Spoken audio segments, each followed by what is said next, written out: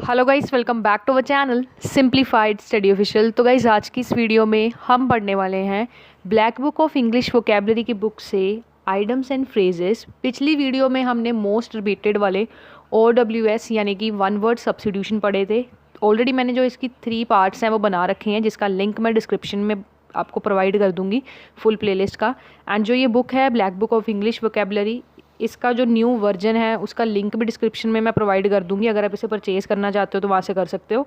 And अगर already आपके पास है तो वेल एंड गुड, अगर नहीं है एंड नहीं परचेज़ कर सकते हो तो आप क्या कर सकते हो, जो मैं आपको पढ़ाऊंगी उसका स्क्रीनशॉट लेके रिवीजन के लिए रख सकते हो। तो स्टार्ट करते हैं। आज की इस वीडियो में हम पढ़ेंगे आइटम्स, ठीक है। मोस्ट रिपीटेड वाले पढ़ेंगे जो ऑलरेडी SSC के एग्जाम्स में आए हुए हैं। तो गाइस, आइटम्स का आपका क्या मतलब होता है? जो हम हिंदी में मुहावरे पढ़ते हैं ना, बेसिकली ये वही है, ठीक है। आपको आइटम्स एंड फ्रेजेस दोनों इसको कहते हैं। तो जैसे हम रिपीटेड वाले पढ़ने वाले हैं, तो फर्स्ट है हमारा ए रेड लेटर डे, ठीक है। ये 11 टाइम रिपीट हुआ है, मोस्ट इंपॉर्टेंट है, ठीक है। जैसे जैसे हम पढ़ते जाएंगे वैसे वैसे मैं आपको बताती जाऊँगी कि कितनी बार ये रिपीट हुआ है, जिससे ये आप मतलब इसको मार्क करके रख सकते हो, इंपॉर्टेंट, ठीक है। पहला है ए रेड लेटर डे। इसका क्या मतलब है?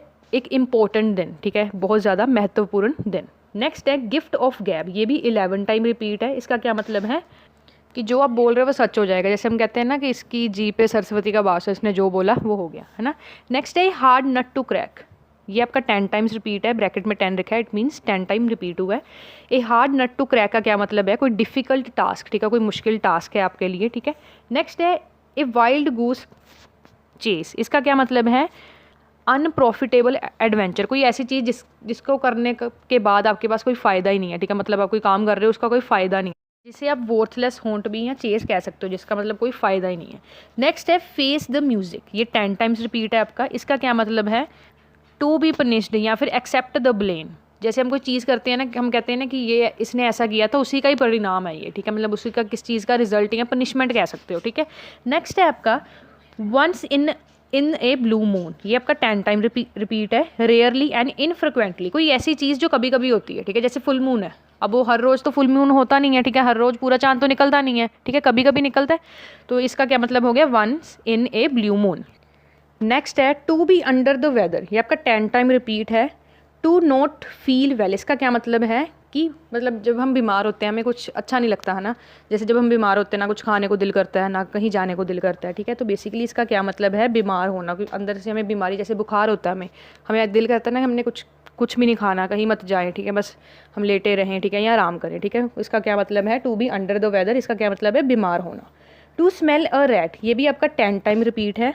जैसे गाइस हम हिंदी में कहते हैं ना कि दाल में कुछ तो काला है, ठीक है, कुछ तो गड़बड़ लग रही है, इसका बेसिकली वो मतलब है, ठीक है। ए बोल्ड फ्रॉम द ब्लू। इसका मीनिंग क्या है? Something unexpected and unpleasant. कोई ऐसी चीज़ जो एक दिन क्या थी? अनएक्सपेक्टेड थी। अनएक्सपेक्टेड का मतलब मान लो आपका रिजल्ट आना था, आपको था मेरा 70% आएंगे, बट रिजल्ट आता है and you got 80 to 85 marks. तो वो अनएक्सपेक्टेड था, ठीक है। आपको लग रहा था मेरे 70% आएंगे, but you got a very good marks. Next है guys beat around the bush. ये 9 टाइम रिपीट हुआ है। इसका मतलब क्या है? Avoiding the main topic. जब हम किसी से बात कर रहे हैं, ठीक है, वो हमें घुमा फिरा के बात कर रहा है, हम कहते हैं ना कि पॉइंट पे आ सीधा या फिर टॉपिक पे आ, तो घुमा फिरा के बात करने को क्या कहते हैं? Beat around the bush. Next है ब्लो वंस ओन टम्पट। ये 9 टाइम्स आपका रिपीट है। प्रेज वन सेल्फ, ठीक है। मतलब हम जैसे हिंदी में कहते हैं ना अपने मियाँ मिट्ठू बनना, मतलब अपनी तारीफ अपने मुंह से ही करना, ठीक है।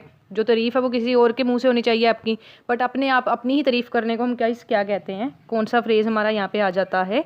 ब्लो वंस ऑन ट्रम्पेट, ठीक है। नेक्स्ट है बाय फिट्स एंड स्टार्ट। ये आपका 9 10 रिपीट है। इसका क्या मतलब है? इररेगुलरली, ठीक है, इररेगुलर रहना, यानी कि इसका हिंदी में क्या मतलब होगा? अनियमित, ठीक है। नेक्स्ट है बाय लीप्स एंड बाउंड। इसका मतलब क्या है? वेरी क्विकली या रैपिडली, मतलब दिन दोगुनी और रात चौगुनी, जैसे हम कहते हैं ना, मतलब बहुत तेज़ी से काम होना कोई किसी भी चीज़ का। नेक्स्ट है थ्रू थिक एंड थिन। ये 9 टाइम रिपीट है आपका। सपोर्ट अंडर ऑल सर्कमस्टांसेस या फिर in times of good and bad fortune. इसका क्या मतलब है? हर हाल में, ठीक है। मतलब जैसे हम कहते हैं ना कि हमें हर हाल में एग्जाम को क्या करना है? क्रैक करना है, ठीक है। उसको हम क्या कहेंगे? Through thick and thin.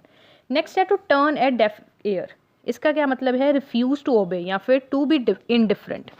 हम हिंदी में कहते हैं ना कि मैंने इसको इतना समझा दिया, इसके कान से तो जून ही सिर की, ठीक है, मतलब कुछ समझ नहीं आया, ठीक है, उसका मतलब ये है। नेक्स्ट है एट द 11th आवर। ये आपका 8 टाइम रिपीट है। इसका क्या मतलब है? At the very last moment, एकदम आखिरी मौके पे, ठीक है। नेक्स्ट है ब्रेक द आइस, मतलब इसका मतलब क्या है, इनिशिएट समथिंग, किसी चीज़ की शुरुआत करना। नेक्स्ट है बरी द हैचेट, ये आपका 8 टाइम रिपीट है। टू मेक पीस, ठीक है, झगड़े को ख़त्म करने को अगर हम कहेंगे क्या कहेंगे, बरी द हैचेट। नेक्स्ट है कुक एंड बुल स्टोरी, ये आपका 8 टाइम रिपीट है। इसका क्या मतलब है, अब्सर्ड स्टोरी या फिर इम्प्रोबेबल स्टोरी। जैसे हम हिंदी में कह देते हैं ना, ये क्या ऊट पटांग बातें कर रहा है, ठीक है, मतलब जिसका कोई सिर ना पैर है, ठीक है, ऐसी बातें कर रहा है, उसको हम क्या कहेंगे, cook and bull story. Next है गेट आउट ऑफ हैंड, ये आपका 8 टाइम रिपीट है। टू बिकम अनकंट्रोलेबल, ठीक है, मतलब हम कहते हैं ना कोई चीज़ बेकाबू हो रही है, हाथ से निकल रही है, या कह सकते हैं हमारे कंट्रोल में नहीं है, उसे हम क्या कहेंगे, गेट आउट ऑफ हैंड, मतलब हमारे हाथ से निकल रही है, अगर हम हिंदी में सिंपल कहें। नेक्स्ट है इन द सेम बोट, ये आपका 8 टाइम रिपीट है। Being in the same difficult situation, ठीक है, उसी कठिन परिस्थिति में होना उसको कहते हैं, ठीक है, मतलब मान लो आपका फ्रेंड है, वो कोई कह सकते हो डिफिकल्टी से गुजर रहा है, वो सेम डिफिकल्टी आप फेस कर रहे हो, आप फील कर रहे हो, ठीक है, उसको आप क्या कहोगे, इन द सेम बोट, मतलब एक ही बोट में हम सवार हैं, मतलब एक जैसी डिफिकल्टी है हम दोनों की लाइफ में। नेक्स्ट है लीव नो स्टोन अनटर्न्ड, ये आपका फिर से 8 टाइम रिपीट है। इसका क्या मतलब है, to make all possible efforts, जैसे एग्जाम को क्रैक करने के लिए हम इतनी मेहनत कर रहे हैं, वीडियोस देख रहे हैं, ठीक है, क्या कर रहे हैं, पढ़ रहे हैं, PYQ सॉल्व कर रहे हैं, तो हम उसे क्या कहेंगे, लीव नो स्टोन अनटर्न्ड, मतलब कोई भी चीज़ हम छोड़ेंगे नहीं, एकदम पूरी मेहनत करेंगे।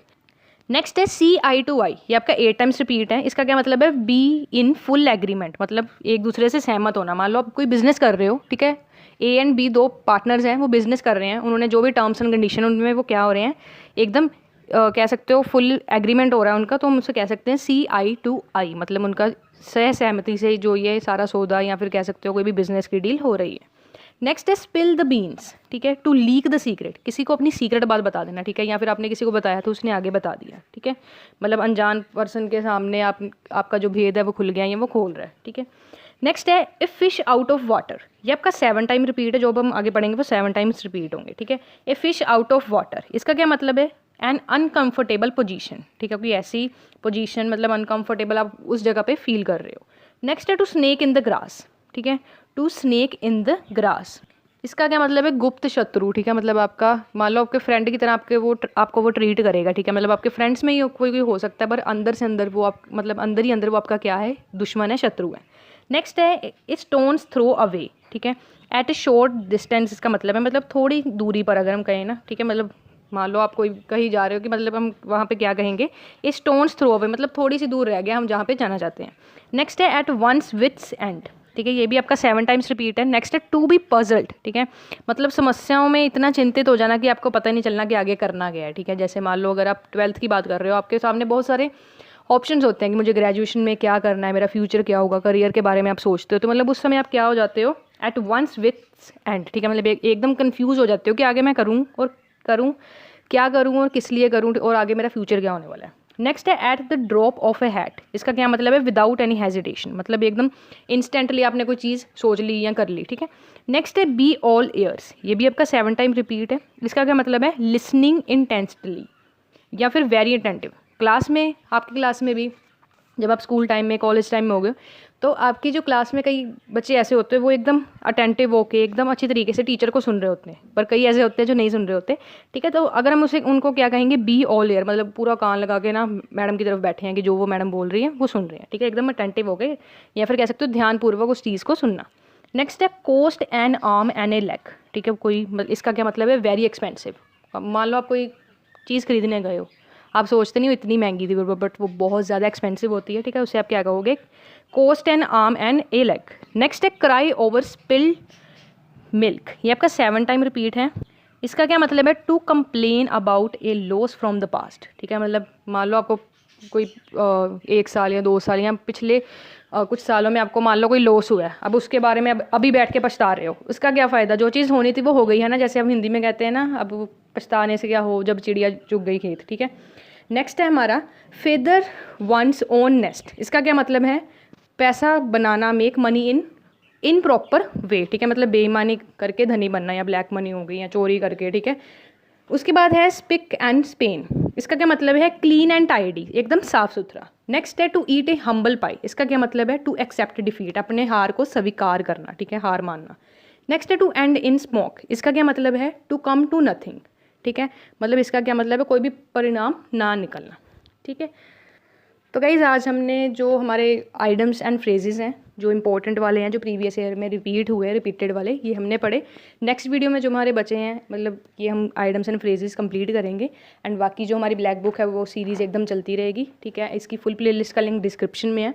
एंड अगर न्यू वर्जन जो है black book of English vocabulary का, इसे परचेज़ करना चाहते हो तो उसका लिंक डिस्क्रिप्शन में प्रोवाइड हो जाएगा। एंड फुल प्लेलिस्ट आपको वहाँ पे मिल जाएगी। कोई भी क्वेरी है आप हमें कमेंट कर सकते हैं। एंड ऐसी वीडियोज़ के लिए do subscribe and like and share this video to your friends. Thanks for watching.